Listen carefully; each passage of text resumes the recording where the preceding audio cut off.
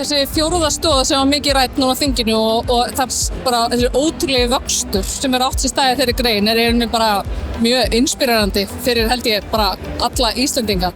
Þau tímamót urðu á síðasta ári að útflutningur hugverkaiðnaðar var meiri heldur en útflutningur sjávarútvegs.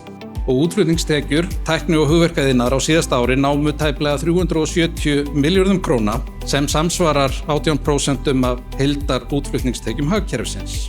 Tölunar eru náttúrulega bara reyndist þetta ótrúlegar og ég var náttúrulega að sjá þær áður en ef að þetta fer fram sem horfir þá náttúrulega eigum við að vera að einbeita okkur í síauknum mæla þessu.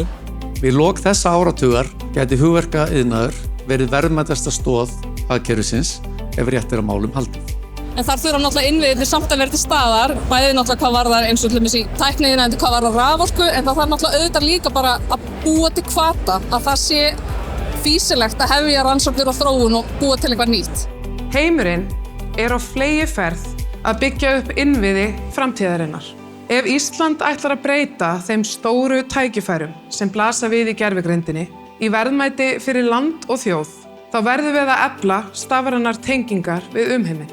Það var sérstaklega ánægjulegt að sjá umfjöllunina í kringum uppbyggingu og allt norð, Gagnavesis og Akureyri. Við eigum þetta alveg feikilega mikil tækifæri í að gera betur í því að efla gagnavesiðnaðinn. Gagnaverin skipta gríðarlegu miklu máli varðandi gervigreind og annað. Í Grænlandi þar sem ég er vinn, þar er verið að skoða gríðarlega stór vatnsaflsverkefni fyrir gervigreind. Og ég spyr mig að því af hverju er ekki verið að skoða það hér.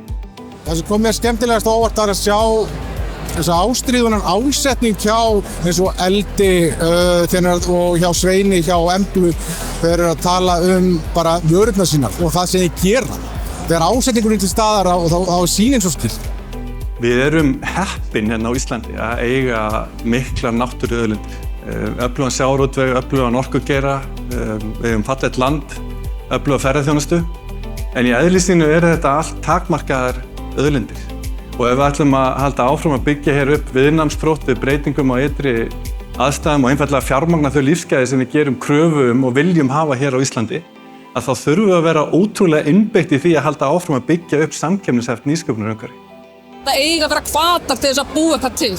Og þá er ég að meina að taka eitthvað úr haustum á þér og búa eitthvað til sem var ekki til í gær.